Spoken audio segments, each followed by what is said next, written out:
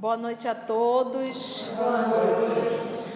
Hoje, 15 de março de 2019, nós estamos reunidos para estudarmos a obra O Evangelho segundo o Espiritismo. Nós vamos estudar hoje Jeremias e os falsos profetas. Isso está no capítulo 21 de O Evangelho segundo o Espiritismo. Haverá falsos cristos e falsos profetas. Jeremias, um profeta, vamos dizer assim, do Antigo Testamento. Então Allan Kardec vai pegar um texto do Antigo Testamento e vai comentar esse material. Ele não, na verdade, um espírito. E aí é interessante que nós temos alguns irmãos espíritas desavisados, sem ter realmente consciência do que é o espiritismo, vão dar palestra e dizer assim. Eu, inclusive, ouvi alguns palestrantes renomados com essa abordagem. A Bíblia, o Antigo Testamento é uma baboseira. Você pode rasgar e jogar fora. Basta o Evangelho. Então a gente percebe como é que eu posso jogar fora o Antigo Testamento, que é a Torá, se várias vezes o Novo Testamento cita o Antigo Testamento. Como é que nós vamos entender? Eu me lembro que eu tinha não era uma dúvida, eu queria entender, porque eu tinha certeza que Jesus não estava bravo com Deus nessa hora, quando ele diz: Senhor, Senhor, por que me abandonaste? Eu digo, mas isso não bate, se a gente for interpretar isso ao pé da letra, não bate com aquele Cristo que dizia: eu e o Pai somos um só, eu vim para fazer a vontade do Pai. Eu digo, tem alguma coisa aí que eu não estou conseguindo entender, mas que não é o que eu estou vendo, não da forma que eu quero enxergar, E aí, como eu não sou uma pessoa estudiosa do Antigo Testamento, estou começando a conhecer o Antigo Testamento agora, aí peguei uma palestra do Haroldo, onde ele explica realmente, nós fomos ver, é o Salmo 22, o Salmo de Davi, Eli, Eli, lama sabatani, Senhor, Senhor, por que me abandonaste? Então, em verdade, o Salmo, que a gente chama de Salmo, é música, eram as músicas que eram cantadas. E Davi era um compositor. Então você imagina Jesus no momento da crucificação, ele estava cantando, ele estava recitando o salmo, ele estava cantando. E era o que os cristãos também começaram a fazer. Quando eles iam adentrando nas arenas, nos circos, eles cantavam. Então até na hora da dor, descobri que a Lígia é uma excelente cantora, Eu disse que agora eu vou explorá-la. Então canta, e tem até um dito que diz: canta, quem canta seus males espanta. Aí vem o Haroldo e diz: a pergunta agora é diferente, por que ele recitou justamente esse salmo? Aí já se estudando, porque era para que ou o identificasse como o Messias, mas o Messias sofredor, entendeu? Então é impossível nós nos separarmos do Antigo Testamento. E o próprio nosso Senhor Jesus, ele cita várias vezes. Ele lê, inclusive, passagens do Antigo Testamento. Porque o Antigo Testamento, a Torá, foi escrita, inspirada por ele. Ele coordenou tudo, foi ele que enviou os profetas, como esse irmão mais velho da gente, No livro Caminho, Verdade e Vida, tem uma mensagem do livro psicografado por Francisco Cândido Emmanuel. A mensagem é Legião do Mal. A mensagem é 143. E o nosso querido Emmanuel pegou uma citação de Marcos, uma anotação de Marcos, e perguntou-lhe, se é aquele momento que Jesus está frente a frente com o Senhor que está endemoniado, como se chamava. Qual é o teu nome? Ao que o rapaz possesso respondeu: Legião é meu nome, porque somos muitos. Vocês conhecem essa passagem, Ele estava, inclusive, esse cidadão, tem uma passagem que está dentro da sinagoga, ele incorpora dentro da sinagoga, na oração. E aí o Cristo se aproxima, chega, e o Senhor, ele diz assim: Jesus, eu sei quem tu és o Filho de Deus. Aí a gente até costuma brincar que Os obsessores reconheceram o Cristo e nós não. Né? Eu sei quem tu és o Cristo de Deus. Aí Jesus disse: cala-te, pois ainda não é chegado o meu momento. E tu quem és? Chama-me legião, pois somos muito. Pensou? Então a gente vê esse diálogo de Jesus com o Espírito realmente, várias vezes. Essa é uma das passagens, né? Ele falava com os Espíritos. Aí o Emmanuel pegou essa passagem e vai fazer um comentário. Vamos ver como é que o nosso Emmanuel vai comentar isso aqui. O Mestre legou, né, nos deixou inovidável, inesquecível lição aos discípulos nesta passagem dos Evangelhos, que todos citam. Dispensador do bem e da paz, aproxima-se Jesus do espírito perverso que o recebe em desesperação. Porque quando um espírito se aproxima da gente, ele sabe com quem está lidando, porque ele percebe a vibração e a luz. Entendeu? Então, é por isso que Jesus diz: para essa classe de espírito é necessário jejum e oração. Jejum é conduta moral. É necessário conduta moral e muita introspecção, muita oração. Então, os espíritos sabem com quem está lidando. Então, quando eles observam uma pessoa se aproximando que não tem lá essa moral toda e que ainda quer dar uma de moralista, eles vão para cima. Tanto é que ele diz: eu sei quem tu és o Cristo de Deus. Então, dispensador do bem e da paz, que é o nosso Senhor Jesus, aproxima-se Jesus do espírito perverso que o recebe em desesperação. O Cristo não se impacienta e indaga carinhosamente de seu nome. Respondendo-lhe o interpelado: chama-me legião, porque somos muitos. Os aprendizes que o seguiam não souberam interpretar a cena em toda a sua expressão simbólica. E até hoje pergunta-se pelo conteúdo da ocorrência com justificável estranheza. É que o Senhor desejava transmitir, porque, gente, é aquilo que, por exemplo, quando o Judas se aproxima, aí Jesus pergunta: amigo, a que vieste? Parece assim que Jesus não sabia, né? A gente ainda não conseguiu entender. Então, quando Jesus pergunta como te chama, ele sabe. Jesus é médium de Deus. Jesus não via só o obsidiado. Jesus viveu e vivia os dois mundos paralelos constantemente. Quando a gente diz que ele é médium de Deus, porque ele não tem por que mediar nenhum diálogo de nenhum espírito. Olha, para um espírito superior vir através de mim, é porque ele me traz uma capacidade que eu não tenho. Aí eu tenho que mediar. O Cristo precisa servir de médium para alguém? A lição dele já é a maior. Mas ele se colocava na condição de médium de Deus. Eu e o Pai somos um só, eu faço a vontade do meu Pai. Então ele era médium, mas de Deus. Tudo que ele nos transmitia era o que vinha de Deus. Entendeu? Então, essa mensagem é linda. Então, quando Jesus pergunta, não é porque ele quer saber, porque ele já sabe. Ele quer que quem esteja perto entenda o símbolo que está por detrás da sua lição. Porque ele estava vendo o que se passava. Quem estava ali não. Quem estava ali estava vendo apenas um homem endemoniado, mas sem entender a lição. Então, tal qual quando você está ensinando uma criança, para você fazer com que a criança aprenda e com que a criança pense, você pergunta. Você faz pergunta. Você sabe a resposta, mas você pergunta para a criança, que é para estimular ela a pensar. Então, Jesus sempre está estimulando. Jesus está sempre perguntando.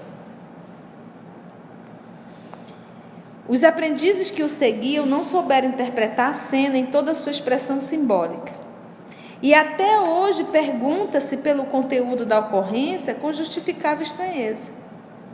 É que o Senhor desejava transmitir imortal ensinamento aos companheiros de tarefa redentora. À frente do espírito delinquente perturbado, ele era apenas um. O Cristo era só um. Tinha alguém igual ao Cristo? Tinha alguém para somar e dizer somos dois? Jesus era o quê? Um. Só um. Não tinha ninguém que pensasse igual a ele, que fizesse o que ele fazia. Era só. Já tínhamos parado para pensar nisso? Jesus viveu uma vida solitária, mas não deixou de ser solidário. Mas foi uma vida só. Só, mas não solitário. Mas não solitário. Ele estava sempre acompanhado pelo nome espiritual.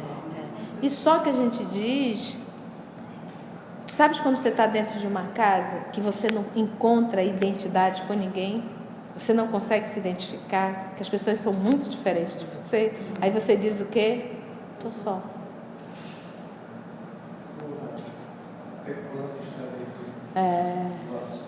Entendeu? É nesse ponto que a gente fala. Por isso é que ele diz, e até hoje pergunta-se pelo conteúdo da coisa, é que o Senhor desejava transmitir imortal ensinamento ao companheiro de uma tarefa redentora. À frente do espírito delinquente e perturbado, ele era apenas um. O interlocutor, entretanto, denominava-se legião. Representava maioria esmagadora. Personificava a massa vastíssima das intenções inferiores e criminosas. Olha como Emmanuel é. Ele diz assim, olha, Jesus era um, mas quando o Espírito diz, chama-me legião, ele não, a legião dele não é ele e os espíritos, mas é ele e todos nós que temos pensamentos contrários ao amor. Então, Senhor, tu tá só, nós somos uma legião. A massa humana ainda é a legião.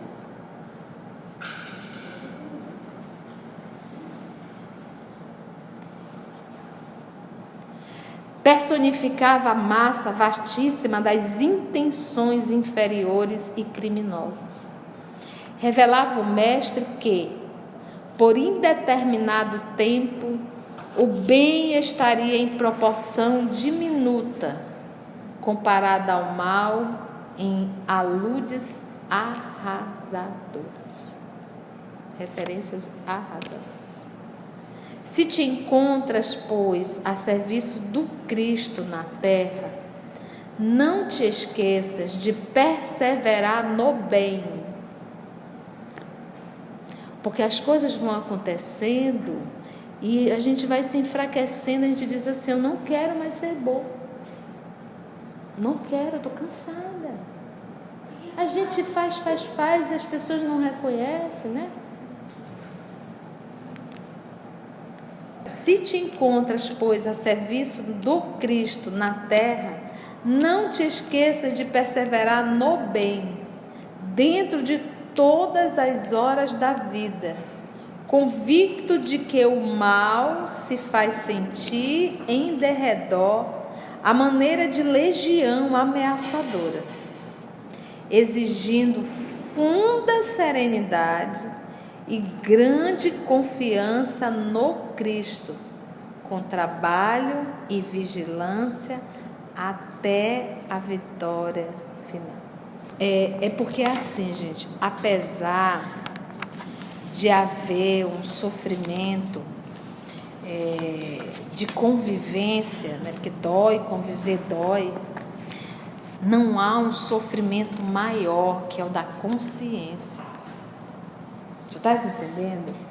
O sofrimento de ter sido maltratado por um outro dói, mas o sofrimento da consciência nos cobrando, que é a dor moral, essa é muito maior.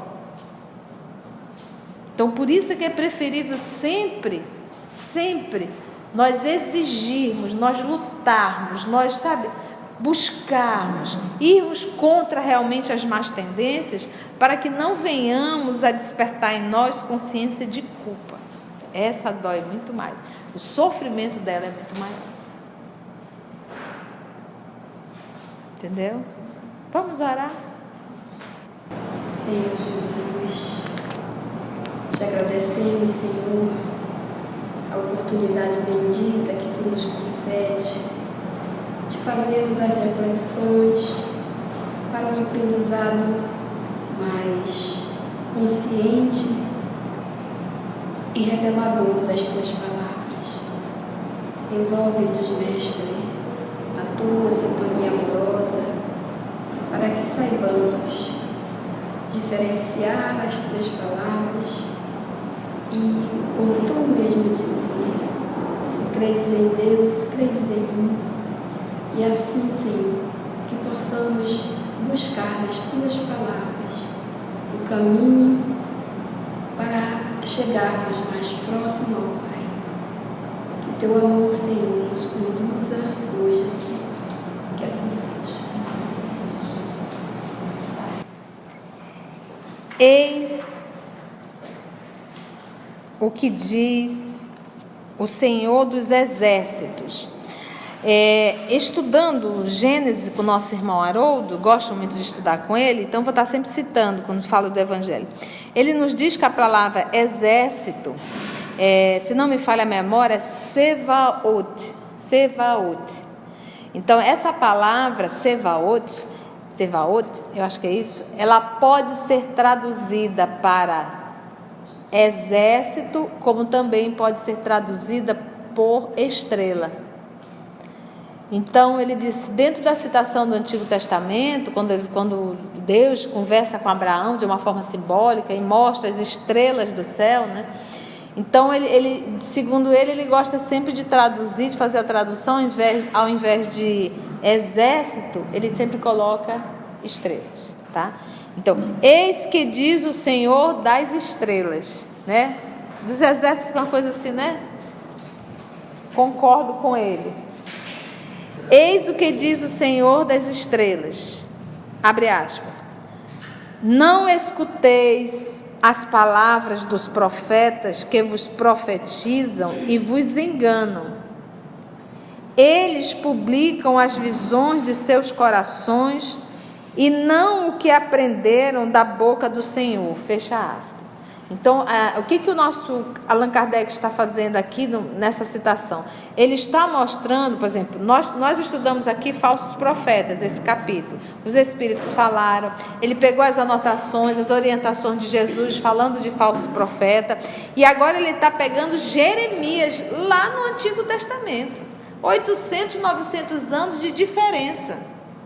Então, você vê que eles vêm batendo nessa tecla há milênios, ressaltando para termos cuidados com os falsos profetas, porque diz assim, uma meia verdade faz um estrago maior do que uma mentira inteira. E queira ou não queira, um falso profeta é uma meia verdade, porque eles retratam uma pseudo-verdade, mas junto com a verdade vem um monte o quê? De mentiras. Entendemos isso?